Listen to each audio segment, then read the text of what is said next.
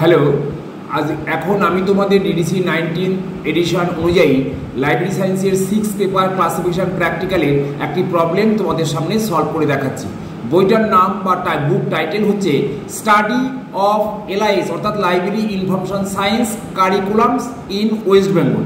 তাহলে ওয়েস্ট বেঙ্গলে লাইব্রেরি সায়েন্সের কারিকুলামস কি সেই সম্পর্কে বইটা। তাহলে এবার নিঃসন্দেহে আমরা বলতে পারছি এটা মূল বিষয় লাইব্রেরি সায়েন্স। তাহলে লাইব্রেরি সায়েন্সটা আমরা আলাদা করে যে 10টা ডিভিশন আছে মেন ক্লাসের, তার মধ্যে আলাদা করে দেয়া নেই লাইব্রেরি সায়েন্সের, এই জন্য এটা জেনারেলিটিসের মধ্যে দেওয়া আছে।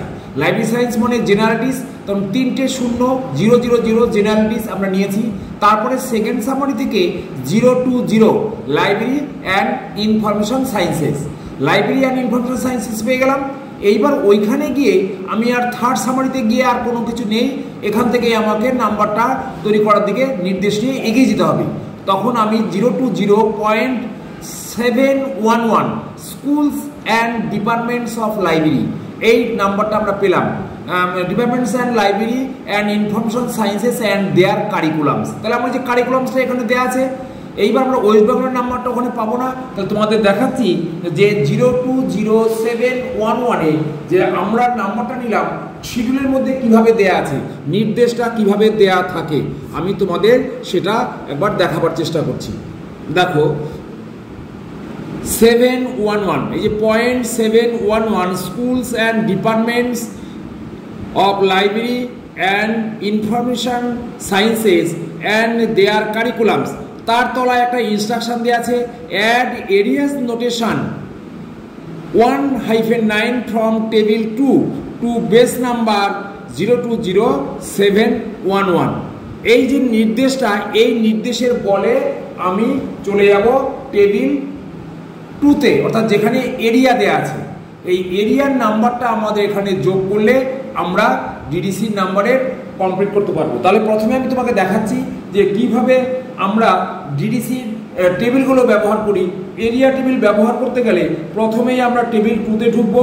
সেইখানে যেহেতু ওয়েস্ট বেঙ্গল বলেছে, ওয়েস্ট বেঙ্গলটা একটা মানে ইন্ডিয়ার একটা রাজ্য, সেই ইন্ডিয়ার যখন রাজ্য যাবে তাহলে আমরা প্রথমে মহাদেশটা দেখব।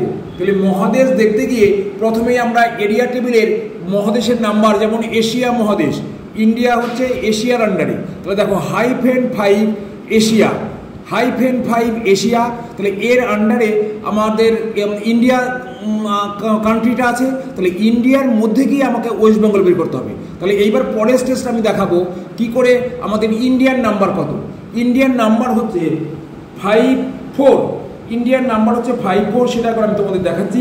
54 ইন্ডিয়া, এ দেখো টেবিল 2তে 54 সাউথ এশিয়া, পাশে ইন্ডিয়া লেখা আছে, এটা টেবিল 2-র মধ্যে আছে।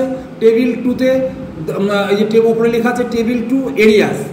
এইবার আমাদের দরকার হচ্ছে ওয়েস্ট বেঙ্গলের নাম্বার। ওয়েস্ট বেঙ্গলের নাম্বার আছে, দেখো আমি দেখাচ্ছি। এই যে -54 সাব ডিভিশন যখন দেখলাম, তারপরে সেখানে ওয়েস্ট বেঙ্গলের number -5414 West Bengal including Kolkata. তাহলে এই যে দেখো, যদি কখনো কলকাতার নাম্বার দেয় তখন কিন্তু এই নাম্বারটাই যোগ করতে হবে -5414। এখানে ওয়েস্ট বেঙ্গল বলেছে, আমি ডাইরেক্ট -5414 এই নাম্বারটা আমরা যোগ করব। তাহলে তোমরা দেখলে ওয়েস্ট বেঙ্গলের নাম্বারটা কী করে পেলাম। এরপরে আমাকে পুরো ফ্যাসেটের নাম্বারটা পেয়েছি, এবার আমাকে সিনথেসিস করতে হবে। এই সিনথেসিস করতে গিয়ে আমরা প্রথমেই বেস নাম্বার নেব। বেস নাম্বার কত? 0 to 0.711 প্লাস তার সঙ্গে আমরা ওয়েস্ট বেঙ্গলের নাম্বারটা বা এরিয়ার নাম্বারটা পেয়েছি -5414, এই নাম্বারটা যোগ করব, পাশাপাশি বসিয়ে দেবো। পাশাপাশি বসালে 0 to 0.7115414। এবার therefore the class number is 0 to 0.7115414। এটাই আমরা অ্যান্সারে বা ক্লাস নাম্বারে বসিয়ে দেবো 0 to 0.7115414। Thank you.